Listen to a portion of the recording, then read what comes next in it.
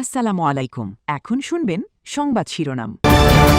লাখ লাখ মানুষের অংশগ্রহণে তেহরানে প্রয়াত নেতা আয়াতুল্লাহ খামেনির প্রথম জানাজা।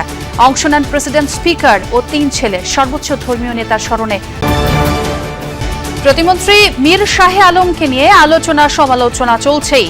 সম্পদ বেড়েছে 8 গুণ। নিজ নামে জমি কিনেছেন 242 শতক। নিরাপত্তার কারণে জনগণ যেন সরকার প্রধান থেকে বিচ্ছিন্ন না হয়। পিজিআরের প্রতিষ্ঠাবার্ষিকীতে প্রধানমন্ত্রী। সাইবার নিরাপত্তা। নোয়াখালীতে দিনে দুপুরে অস্ত্রের ঝনঝনানি। বেপরোয়া হয়ে উঠেছে কিশোর গ্যাং। বাড়ছে ছিনতাই, ডাকাতি সহ নানা অপরাধ। এতক্ষণ শুনছিলেন সংবাদ শিরোনাম। এখন শুনবেন বিস্তারিত। 4 মাসেরও বেশি সময় পর অবশেষে অনুষ্ঠিত হল ইরানের সর্বোচ্চ ধর্মীয় নেতা আয়াতুল্লাহ আলী খামেনির জানাজা। রাজধানী তেহরানের গ্র্যান্ড মুসাল্লা কমপ্লেক্সে নামে মানুষের ঢল। অশ্রুসিক্ত চোখে পরিবারের সদস্যরা অংশ নেন জানাজায়। ছিলেন প্রেসিডেন্ট, স্পিকার, প্রধান বিচারপতি সহ শীর্ষ কর্মকর্তারা। প্রিয় নেতার শোকে মাতম করছেন ইরানিরা। তেহরান, কোম এবং ইরাকের কারবালা ও নাজাফে আনুষ্ঠানিকতা শেষে আগামী 9 জুলাই জন্মস্থান মাশহাদে দাফন করা হবে প্রয়াত ইরানি নেতা। এ যেন জনসমুদ্র। তেহরানের গ্র্যান্ড মোসাল্লা মসজিদ কমপ্লেক্সের আশপাশে নেই তিল ধারণের ঠাঁই। যেদিকে চোখ যায় শুধুই মানুষ আর মানুষ। রোববার স্থানীয় সময় সকালে প্রয়াত সর্বোচ্চ নেতা আয়াতুল্লাহ আলী খামেনির জানাজা ঘিরে মানুষের এই ঢল। জানাজায় ইমামতি করেন শীর্ষ ধর্মীয় ব্যক্তিত্ব আয়াতুল্লাহ জাফর সোবহানি। এদিন সর্বোচ্চ নেতা ছাড়াও তার 14 মাস বয়সী নাতনিসহ পরিবারের নিহত অন্যান্য সদস্যদের জানাজাও অনুষ্ঠিত হয়েছে। সব জল্পনার অবসান ঘটিয়ে বাবার জানাজায় অংশ নিয়েছেন আলী খামেনির 3 ছেলে। তবে নিরাপত্তাজনিত কারণে ছিলেন না আরেক ছেলে, বর্তমান সর্বোচ্চ নেতা মুস্তাবা খামেনির জানাজায় একসাথে দেখা গেছে ইসলামী প্রজাতন্ত্রের শীর্ষ ব্যক্তিত্বদেরও। প্রেসিডেন্ট মাসুদ পেজেশকিয়ান, স্পিকার বাঘের কালিবাফ, প্রধান বিচারপতি গোলাম হোসেন মোহসেনি অংশ নেন শেষ বিদায়ের এই আনুষ্ঠানিকতায়। ছিলেন আইআরজিসি প্রধান আহমেদ ভাহিদি, কুদস ফোর্সের কমান্ডার ইসমাইল কানি সহ ইরানের শীর্ষ কর্মকর্তারা। বৃহস্পতিবার কফিন উন্মোচনের পর শুক্রবার শতাধিক দেশের প্রতিনিধিরা শেষ শ্রদ্ধা জানান খামেনিকে। এরপর প্রিয় নেতাকে বিদায় জানাতে শনিবার থেকে গ্র্যান্ড মোসাল্লা সহ আশপাশের এলাকায় অবস্থান নেয় লাখ লাখ ইরানি। কান্নায় ভারী হয়ে ওঠে পরিবেশ। জানাজা শেষে এখনো চলছে শোকের মাতম। যুক্তরাষ্ট্র ও ইসরায়েল বিরোধী স্লোগান দেওয়ার পাশাপাশি খামেনি হত্যার প্রতিশোধ নেয়ার দাবিও জানাচ্ছেন তারা। তেহরানে খামেনির জন্য শোক মিছিল হবে সোমবার। সেখানে কোটির বেশি মানুষের শিবগঞ্জের জন্য বরাদ্দ এবং প্রতিমন্ত্রী শাহে আলমের নামে 242 শতক জমি ক্রয় ঘিরে বিতর্কের উৎস কি? অভিযোগ, ক্ষমতা পাবার পর নিজ নামে কিনেছেন জমি। 3টি ইউনিয়নের নামকরণের ক্ষেত্রেও করেছেন স্বজনপ্রীতি। বিষয়গুলো নিয়ে সরেজমিন অনুসন্ধান করেছেন আমাদের সহকর্মী আখলাকুস সাফা। প্রতিমন্ত্রীর সঙ্গেই খোলাখুলি কথা বলেছেন। তার দাবি বিষয়গুলো রাজনৈতিক ষড়যন্ত্র। অস্বীকার করেছেন সব অভিযোগ। বগুড়ার নতুন উপজেলা মোকামতলা। এখানকার লস্করপুর কাশীপুর মৌজার 242 শতকের এই জমির মালিক কে? শালম জমি কিনছে। এখানে অনেক যে লোকজন উনি আসছিল। এখানে উপজেলা হওয়ার কথা। কালকেও শুনলাম যে আরও কিনবি, শহরের জন্য কিনবি, বা ওই সামনে যদি পায় মিশালাম কিনবি। বর্তমানে এই জমির বাজার মূল্য শতক প্রতি 2.5 লাখ টাকা। স্থানীয় মঞ্জুর রায়হান রোজের কাছ থেকে এই জমি কেনা হয় 6 কোটি টাকায়। এপ্রিলের শেষ দিকে জমিটি কেনা হয়েছে মীর শাহে আলমের নামে, যখন তিনি প্রতিমন্ত্রী। মারা যায়, তা যাওয়ার পরে এখন তার বেড়া থাকে, তো কয়েক বছর খাইল। এবারে হঠাৎ করে শুনি যে বিক্রি হয়ে গেছে। বলে লেছে কি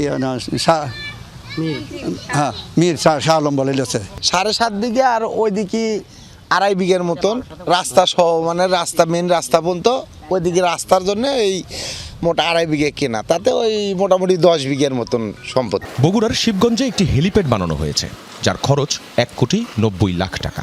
জেলা পরিষদের অনুকূলে বিশেষ বরাদ্দে হচ্ছে এই হেলিপ্যাড।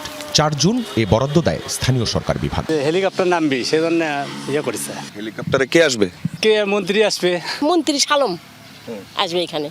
তার জন্য রাস্তাটা তৈরি করছে, এই জায়গা থাকবি, অফিস ঘর করবি, আর লোকজন থাকবি। মহাস্থানে হযরত শাহ সুলতান বলখী রহমতুল্লাহ আলাইহি এর মাজার। নারী মুসল্লিদের বিশ্রামের জন্য সেখানে শেড নির্মাণ করতে চেয়েছিলেন প্রতিমন্ত্রী ও মাজার কমিটির উপদেষ্টা মীর শাহে আলম। এজন্য জেলা পরিষদ থেকে বরাদ্দ করান ৭৪ লাখ টাকা। নিরাপত্তা কৌশল এমনভাবে বিন্যাস করা জরুরি, জনগণ যেন সরকার প্রধান থেকে নিজেদের বিচ্ছিন্ন মনে না করে। দুপুরে ঢাকা সেনানিবাসে পিজিআর সদর দপ্তরে প্রেসিডেন্ট গার্ড রেজিমেন্টের ৫১তম প্রতিষ্ঠাবার্ষিকীর অনুষ্ঠানে যোগ দিয়ে একথা বলেছেন প্রধানমন্ত্রী তারেক রহমান। তিনি বলেন, গণতান্ত্রিক সরকার প্রধান হিসেবে জনগণের ওপর আস্থা ও বিশ্বাস থাকতে হবে। তিনি বলেন, একটি বিশেষায়িত বাহিনী হিসেবে প্রশিক্ষণ ও প্রযুক্তিতে পিজিআর-এর পিছিয়ে থাকার সুযোগ নেই। সাইবার নিরাপত্তা সহ সকল চ্যালেঞ্জ মোকাবেলায় সব বাহিনীকে সতর্ক থাকার আহ্বান জানান প্রধানমন্ত্রী। তিনি বলেন, সশস্ত্র বাহিনী নিয়মানুবর্তিতা ও পেশাদারিত্ব বজায় রাখলে দেশের সার্বভৌমত্ব আর হুমকির সম্মুখীন হবে না। সশস্ত্র বাহিনীর পাশাপাশি পিজিআর কিংবা এসএসএফ এর মতন সফিস্টিকেটেড বাহিনীগুলোকেও সরকার আরও আধুনিকায়নের পরিকল্পনা গ্রহণ করেছে। এই বিষয়ে যথা নিয়মে পদক্ষেপও গ্রহণ করা হচ্ছে। আমি বিশ্বাস করি, সশস্ত্র বাহিনী যদি দেশপ্রেমে উদ্বুদ্ধ হয়ে কঠোর নিয়মবর্তিতা অনুসরণ এবং পেশাদারিত্ব বজায় রাখেন, তাহলে দেশের সার্বভৌমত্ব আর কখনোই হুমকির সম্মুখীন হবে না বলে আমি বিশ্বাস করি, ইনশাআল্লাহ।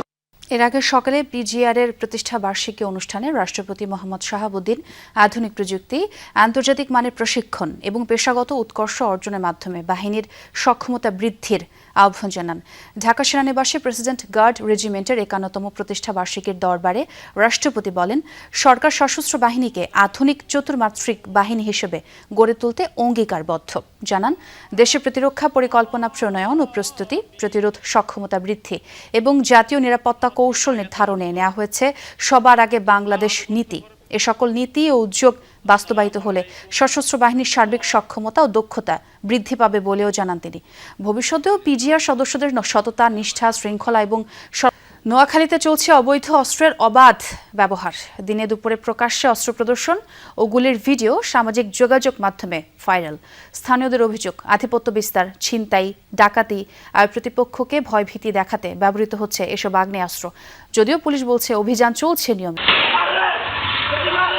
গত ৯ জুন নোয়াখালীর বেগমগঞ্জ উপজেলায় ফারুক নামে এই যুবককে এভাবেই দিনে দুপুরে প্রকাশ্যে গুলি করে দুর্বৃত্তরা। শুধু এই ঘটনায় নয়, বিভিন্ন সময়ে ঘটে যাওয়া এমন ঘটনা এখন জেলাবাসীর কাছে নতুন আতঙ্ক। আর মারধর করি, চিন্তিত করি, লইজার হরে দিয়ে আমি উঠতাম চাই না, দেখা তারা আর গুলি করি। এলাকায় আধিপত্য বিস্তার, ছিনতাই, ডাকাতি এবং প্রতিপক্ষকে ভয়ভীতি দেখাতে বাড়ছে অবৈধ আগ্নেয়াস্ত্রের ব্যবহার। স্থানীয়দের অভিযোগ, অবৈধ অস্ত্রের যোগান, বেচাকেনা এবং ব্যবহারে উৎসাহ দিচ্ছে প্রভাবশালী কিছু ব্যক্তি। তাদের আশ্রয় প্রশ্রয়ে গড়ে উঠছে অস্ত্রনির্ভর কিশোর গ্যাং। উঠতি বয়সী কিশোরদের একটি অংশ সহজেই জড়িয়ে পড়ছে সহিংসতার এই সংস্কৃতিতে। এতে নিরাপত্তাহীনতায় জনমনে বাড়ছে উদ্বেগ। এলাকার মধ্যে অস্ত্র পাওয়া গেছে, মানুষে আসি নিরীহ মানুষের উপর হামলা টামলা করে, অবৈধ অস্ত্র এগুলা দিয়ে ছিনতাইকারী করতে আছে, খুন করতে আছে। এলাকাতে অস্ত্র বাড়ে গেছে, আমরা দোকান